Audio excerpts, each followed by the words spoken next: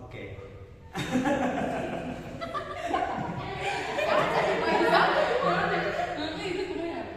Ngobrol, udah langsung diskusi biasa. Ya. Oke, jadi kan kita disuruh ini ya, bahas tentang periode pranatal ya. Nah, jadi kalau secara umum menurut teman-teman periode pranatal itu apa sih?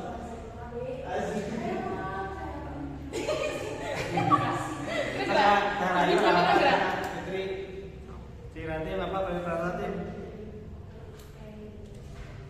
Pengetahuan umum aja nggak usah pakai ini. Periode pranatal pranatal itu periode di mana si ibu bukan si ibu ya, perkembangan manusia itu dimulai dari tahap janin, dari di dalam janin, pembentukan janin sampai melahirkan. Sampai melahirkan.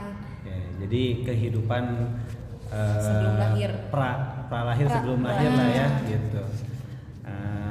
Dimulai dari pembentukan sel telur mungkin ya, sampai dengan terbentuknya janin, kemudian perkembangan dia.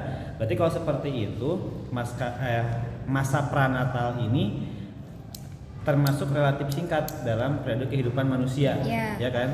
Karena masanya itu kalau yang hamil kan nggak lebih dari 12 bulan ya, atau ayah 12 bulan? Paling lama juga 10, kan 9 bulan. Paling 9 harus. Lawan 11 bulan ini juga di Jakarta guys. Paling meren atau sekolah di Lebet ya. Iya 13 bulan lah. Tapi cina mah ayah 12 bulan. Ya berarti, tapi anaknya selamat tuh. Lah enggak, berarti lah itu teh lahirnya ada kelainan itu teh. Apa kan? Di sesar. Karena kan udah 9 bulan kan batas di dalam kandungan itu 9 bulan. Jikalau lebih dari 9 bulan belum ada reaksi untuk melahirkan, kan bisa diperiksa ke bidan, dilihat apa yang menyebabkan ini anak tidak keluar, tidak melahirkan, tidak ada rangsangan buat keluar, tidak mules lah gitu ya kan, ciri-ciri mau melahirkan mules. Nah, dilihat apakah ada apa ini. Kalau misalnya sudah melewati batas ya mungkin jalan terakhirnya harus disesar ya. Ya karena takutnya kan ada air ketuban juga ya, air ketuban sangat berbahaya kan bagi bayi teh. Betul. Bisa keracunan atau bisa ada yang jadi jantungnya bocor, ada yang jadi bahkan dari air ketuban itu teh bisa menjadi anaknya teh ada yang sampai mati di dalam gitu karena keracunan air ketuban tersebut. Jadi emang sangat keras gitu air ketuban, emang sangat berbahaya. Makanya harus tepat waktu kalau melahirkan teh gitu. Iya, kan kalau misalnya udah 9 bulan melaju ke 9 bulan itu kontrol ke bidan atau ke rumah sakit itu enggak sebulan sekali lagi, tetapi seminggu sekali dilihat terus dipantau terus. Masa kontrolnya itu lebih padat ya, durasinya tidak lama gitu, maksimal 1 minggu ya. Iya, 1 minggu sekali. Terus dipantau. Oke. Berarti kalau secara umum ya, berarti masa pranatal ini sekitar 9 atau 10 bulan lah ya. Iya, maksimalnya. Maksimalnya 10 bulan. Oke. Berarti kita kalau misalkan berkaitan dengan masa pranatal ini, dua menu utamanya gitu ya, pembahasan kita, diskusi kita saat ini mungkin tidak terlepas dari ibu yang mengandung dan janin yang sedang dikandung ya. Nah, mungkin kita coba sentuh dulu ya dari sisi si ibunya dulu. Kenapa kan? Karena yang paling berperan mungkin ya di masa ini adalah si ibu, karena kan janin belum bisa ngapa-ngapain ya. Apalagi yang baru terbentuk gitu ya. Mereka belum dikasih ruh gitu. Meskipun mereka sudah punya ruh, mereka belum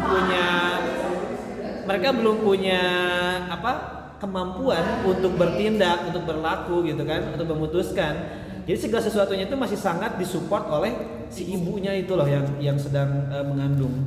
Nah, maka coba kita diskusikan ya kiat-kiat kira-kira apa saja gitu yang harus diusahakan oleh seorang ibu di masa pranatal gitu ya, demi menjaga si janinnya ini, karena kan Perkembangan baik. perkembangan bayi sangat dipengaruhi ya dari masa masa kandungan ini gitu. Bagaimana nanti ketika dia borojol itu peluangnya itu besar kecilnya salah satunya ditentukan oleh masa kehamilan, bagaimana si janin diperlakukan, betul ya? Oke. Mungkin dari apa ya? Dari makanan dulu lah. Nah itu seberpengaruh apa sih ibu-ibu ya makanan itu terhadap si janin? Gitu? Ya sangat berpengaruh sekali makanan itu ya. Iya. Karena yang diserap oleh bayi itu ya makanan nggak ada lagi gitu ya. Gizi-gizi yang ibu makan itu terserap oleh si janin. Jadi perkembangan si janin itu akan sempurna jika gizi yang ibu berikan itu tercukupi untuk si janin. Jangan sampai si janin itu kekurangan gizi, kan ada halnya yang janinnya itu tidak berkembang karena apa? Karena memang gizinya itu tidak tercukupi oleh si ibu. Betul ya. Jadi malnutrisi ya atau kekurangan nutrisi itu bisa sampai berpengaruh ya pada kerusakan otak atau mungkin bahkan perkembangan si janinnya itu gitu kan. Ada yang sampai berisiko keguguran gitu kan. Apalagi kan zigot ini sangat butuh makanan gitu ya, butuh asupan gitu. Kalau misalkan sampai nggak dikasih asupan bisa jadi sebelum berkembang dia udah mati duluan gitu kan gitu ya. Oke, jadi makanan sangat penting ya menjaga. Apakah ada gitu kasus-kasus yang membuat misalkan si anak ini jadi terganggu setelah perkembangannya setelah enggak yang pas lahir tuh terdampak ini gara-gara makanan nih gitu. Ada nggak sih kasus seperti itu? Mungkin ada. Saya ambil kasus dari bibi saya ya. Kemarin dia itu mengandung, tapi usia ibunya itu lebih dari 40 tahun. Nah, dia itu nggak USG. Pada trimester pertama itu nggak USG, cuman udah trimester kedua, ketiga dicoba USG. Kenapa janinnya itu kecil? Di USG itu ternyata janinnya kecil, cuman 1 kilo berapa ya gitu. Nah ternyata gizi yang si makanan yang ibu makan itu tidak terserap baik oleh si janin. Karena apa? Karena memang si tali pusarnya itu sudah rapuh. Jadi penyerapan gizinya itu tidak maksimal kepada janinnya. Jadi efeknya si bayi itu 3 hari sebelum melahirkan sudah meninggal di dalam kandungan. Tapi untungnya masih ada mulas, jadi bisa keluar. Ini cigana lamun podcast asli rame deh. tapi gini ya, ternyata ya Rahma juga lebih sering dengar tuh kayak gini. Kalau misalkan mau lahiran, hati-hati makanannya lebih dijaga katanya gitu. Kenapa kata katanya? Soalnya kan misalkan apa ya? Ada orang tuh, ada ibu yang mendekati mau lahiran teh tiba-tiba darah tinggi. Nah, itu tahu kan ya? Betul. Itu teh itu alami istri saya. Tuh kan. Normal tuh selama masa tes bukan tes apa sih? Kontrol. Masa kontrol normal, hari lahiran itu tinggi. Hipertensi mendadak. Ya, sampai akhirnya dipindahkan ke rumah sakit. Bidan nggak mau karena resiko kan, pendarahan gitu. Nah, lanjut aja. Emang kenapa gitu ya? Orang tua Ibu Rahmatnya nggak ngejelasin spesifiknya kayak gimana, cuman takutnya nanti anaknya lahirnya kenapa-napa. Soalnya kalau ibunya lagi darah tinggi itu kan kayak ngeden tuh nggak boleh ya. Terus apalagi di sesar ya, itu lebih bahaya juga. Jadi pendarahan. Sebenarnya tuh darah tinggi, darah rendah tuh bener-bener harus dijaga banget waktu mau deket kelahiran. Darah tinggi parah nggak boleh, darah rendah juga apalagi itu. Makanya kayak makanan yang menyebabkan darah tinggi itu bener-bener harus dihindari lah kalau misalkan emang mau lahiran mah gitu kan. Jadi bukan hanya kaitan makanan ibu itu bukan hanya kaitannya nutrisi akan diserap oleh anak, tapi makanan juga mempengaruhi kondisi ibunya ya. Kalau misalkan si ibunya tidak sehat, apalagi tadi ya beresiko darah tinggi atau darah rendah, itu akan sangat berpengaruh pada proses nanti kelahiran dia gitu kan. Jadi resikonya bertambah gitu. Nah. Ibunya beresiko, anaknya juga beresiko. Oh gitu. Oke. Terus itu barusan sebenarnya terkait makanan ya. Sekarang kalau misalkan terkait mental ya, kondisi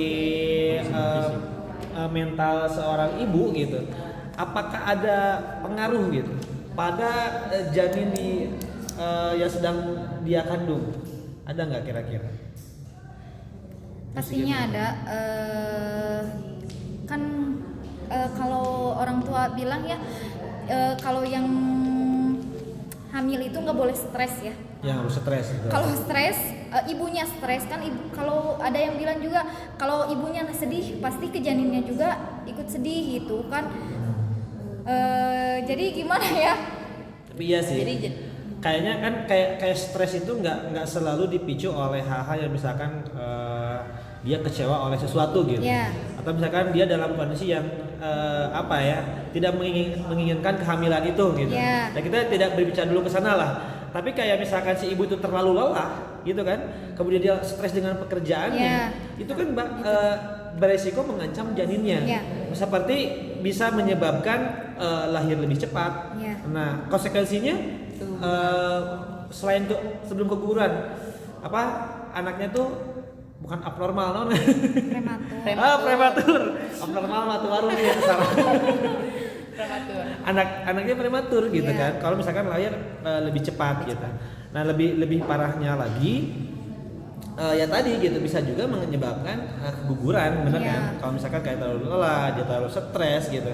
Makanya selain makanan, mental si ibu juga harus sangat dijaga. Perhatikan. Gitu ya. Orang yang kalau misalkan kita sebagai orang yang ada di sekitar ibu ya kita harus membantu menjaga. Dan misalkan kalau kita sebagai yang hamil itu bukan saya ya. Ini teman-teman gitu sedang hamil harus pintar-pintar juga menjaga kondisi fisik dan menjaga kondisi mental gitu ya. Oke, nah itu ya ternyata tadi luar biasa gitu bahwasanya kondisi ibu ini sangat mempengaruhi kepada janin yang ada di dalam tubuh gitu.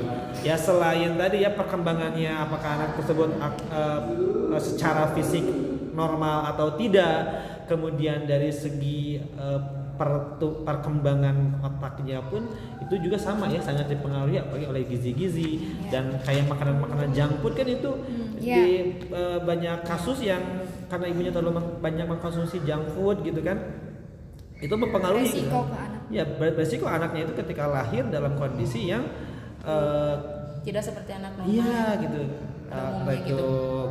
keterbatasan mental gitu ya atau bahkan mungkin yang terburuknya cacat fisik gitu kan. Oke, wah luar biasa ya. Karena tim kumaha sebagai seorang ayah yang pernah mendengar gitu kesana kan.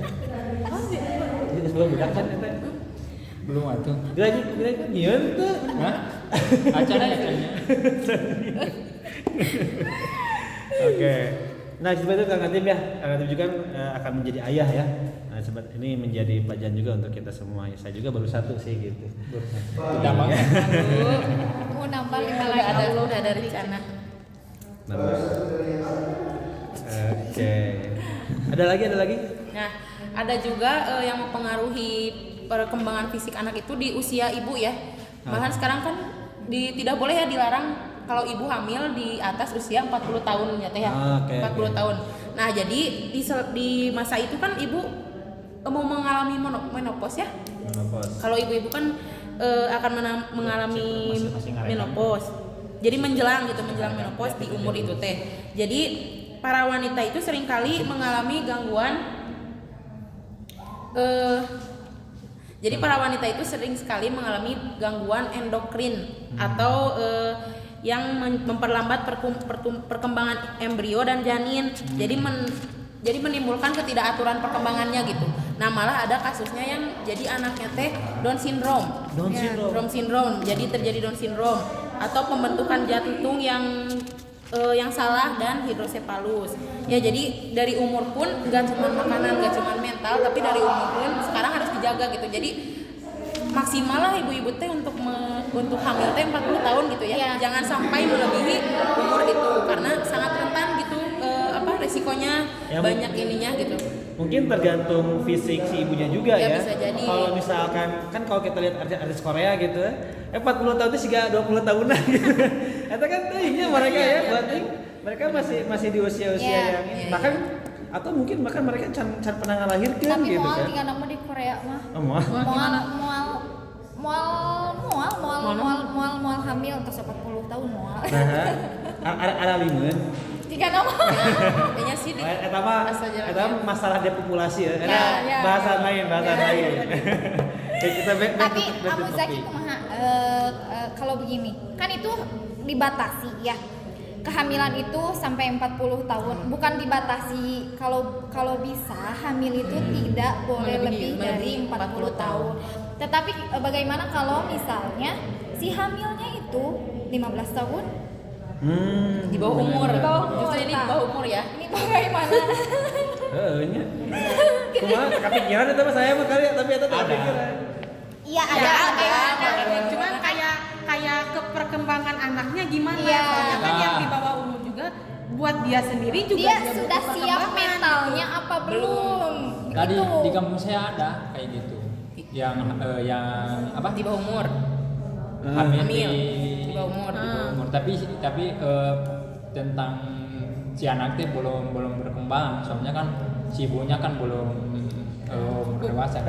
Lahir bayi normal tapi pas lahiran bayinya normal. Normal.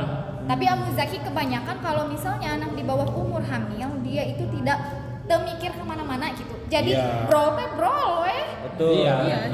Jadi pasca melahirkannya itu secara jiwa keibuannya Iya. kadang-kala ya belum begitu tumbuh. Karena cigana budak ayeuna mah gitu. Tapi kalau kasusnya kalau kita zaman dulu, Iya. sebenarnya mereka udah jauh lebih dewasa bahkan dari usia-usia Iya. remaja mungkin ya. Remaja, iya. Nah, oke. Ya tapi kayaknya saya kalau untuk poin pembatasan usia, kayaknya poinnya bukan di batasan usia sih, tapi lebih kepada ada catatan. Iya. Nah, bagi yang usianya, Duh, siapa? wah, tolong dikembalikan kameramen. Kameramen, Tapi masih tolong dilanjutkan. kameramen. Can, tekan stop kan? Masih lanjut.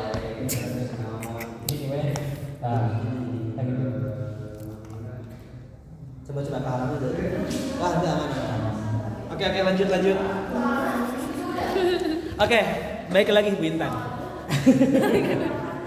Jadi poinnya itu bukan di batasan usianya, Iya. tapi lebih kepada di usia tertentu ada catatan, Iya. gitu kan? Kayak usia 40 dapat catatan karena resiko fisik yang sudah menurun. Iya. Resiko di bawah 20 tahun dapat catatan karena kondisi fisik yang belum begitu matang, gitu. Jadi dapat catatan bisa hamil atau tidak jatuh berdasarkan catatan-catatan yang tentu rekomendasinya lebih kepada dokter ahli ya yang bisa memberikan. Maka penting di sini juga dijelaskan bahwa kita juga dalam menentukan kehamilan itu perlu konsultasi kepada dokter yang berkaitan supaya nanti kira-kira nih kehamilan kalau kita mau hamil itu kehamilan itu beresiko atau tidak. Nah, dan itu kan sangat penting ya, karena kan bukan tentang membentuk anak aja, membuat kehidupan, tapi tentang bagaimana perkembangan si anak itu sendiri gitu. Apalagi dari bahasan-bahasan kita dari tadi itu kan luar biasa gitu ya. Kita berupaya gitu melahirkan anak yang paripurna lah gitu ya, sesuai dengan harapannya. Nah, kenapa demikian? Karena kan kalau misalkan nih ada kelainan-kelainan, ada kekurangan-kekurangan yang kemudian dialami oleh si bayi, itu dikhawatirkan pada perkembangan selanjutnya setelah dia lahir, gitu kan? Nah, jadi masalah pranatal ini bukan masalah yang sepele gitu. Dalam urusan perkembangan Apalagi zaman sekarang. iya, anak-anak itu harus dipersiapkan bahkan sejak sebelum mereka lahir atau dalam kandungan gitu, karena itu akan sangat menentukan nanti bagaimana proses kehidupan dia setelah lahir tuh, cara treatmentnya gitu kan, cara pendidikannya itu akan sangat mempengaruhi gitu ya. Bahkan untuk anak yang normal pun itu bisa ada permasalahan. Nah, seperti di sini, oke. Ada di halaman berapa teman-teman? Halaman 46, di halaman 46. Beberapa sikap kurang menyenangkan yang umum kepada anak yang belum lahir. Nah, pertama anak yang tidak diinginkan ya kondisinya bisa tadi ya, Ya. apakah mungkin itu si ibunya hamil duluan gitu kan, atau misalkan dia udah no, kejeblosan lah gitu ya, sedang memprogram anu tunji kan sarua Oh, iya, kan? iya, iya. Anu tunji kan sarua karena Kejadian sama saudara, anaknya baru 8 bulan, sekarang udah Iya. hamil lagi 3 bulan. kan itu beresiko si ibu stres kan, Iya. bahkan Apalagi hamil pertama itu dia itu stres sampai nggak bisa keluar air susu. ngeri itu. Kan itu efeknya bisa jadi dua. Iya. Kasih anak dekat dikandung, aja anak kandung air didinya, anak didinya, udah lahir. Ditambah kan nyiram nate parah sekali. Jadi si nyiram teh kan nyiramnya bahasa Sunda nama. Nyiram teh berbeda-beda ya tiap orang teh. Itu mah nyiram nate sakit, panas, badan panas sampai pas hamil yang pertama itu dia sempat mau dibawa ke ICU karena Gara-gara? DBD kedeteksinya DBD. Cuman karena memang itu mah memang nyiramnya, faktor nyiram seperti itu gitu. Jadi panas ini sampai kuku-kuku itu biru dingin kalau udah dingin. Ayahnya ada gitu sih. Macam-macam amujaki nyiram. Maka alhamdulillah baru jauh mata gitu. Isi saya mah karena mau nyiram ya pengen itu enggak. Tapi mualnya enggak berhenti. Oh iya, karena itu. Ayah kan Jadi harus bed rest ya. anu nyiram teh pengen buang ludah we terus gitu. Ya mual. Iya. Abi mah teh sih, abi mah kan ngambuan eta we teh celup. Sengit asa seger. Nyiram matanya. Sugan teh nyiram teh pas pelan lancar gitu. Oke, itu udah di dalam pembahasan Iya. ya. Nah, tapi kayak sikap-sikap barusan ya, kayak anak yang tidak diinginkan, kemudian tadi ya tidak menghendaki anak ada lahir gitu ya. Bukan lahir, hamil, tidak menghendaki hamil, lebih menyukai jenis gitu kan. Iya. jenis Yang diharapkan kelamin, apa ya. pengennya laki-laki lahirnya perempuan atau Iya. kebalikannya. Terus tidak menginginkan anak kembar, terus menginginkan penguburan atau aborsi gitu kan. Itu mungkin tindakan lebih jauhnya gitu. Iya, Ketika ada kekecewaan-kekecewaan itu sampai ingin menggugurkan gitu. Nah, itu kan bisa sangat mempengaruhi lah ya kepada kondisi si ibunya gitu, dalam memperlakukan janinnya atau ketika anaknya sudah lahir. Nah, ini pembahasan yang sangat luar biasa ya. Dari tadi kita obrolan kita bahwasanya masa prenatal ini sangat sangat penting untuk diperhatikan gitu, dan sangat penting untuk dipersiapkan gitu bagi si ibu gitu. Dan bukan hanya untuk ibu, bagi kita pun yang ada di sekitar orang yang hamil harus ikut andil lah ya dalam support system mereka untuk bisa melalui masa kehamilannya itu dengan baik. Karena ya tadi ya terkait masalah perkembangan anak ini, persiapannya itu bahkan dimulai dari sejak masa kehamilan. Karena tadi dari makanan bisa berpengaruh pada IQ anak, dari makanan bisa berpengaruh pada fisik kecacatan, gitu, baik itu cacat mental atau cacat fisik. Selain itu harus menjaga fisik juga si ibunya, karena kalau sembarangan misalkan dia jatuh atau mungkin dia terlalu stres, kelelahan, itu pun kan sama ya, bisa sampai keguguran atau mungkin ya hal-hal lainnya gitu. Nah, mungkin demikian ya yang kita diskusikan saat ini. Mudah-mudahan jadi ilmu yang sangat bermanfaat untuk kita. Tapi kayaknya ini bermanfaat banget ya, terutama untuk Fitri dan Rahma. Sangat bermanfaat. Yang bulan depan mau menikah gitu kan. Ya Allah. Amin ya Allah. Rek bareng mah. Gimana Fit? Kono?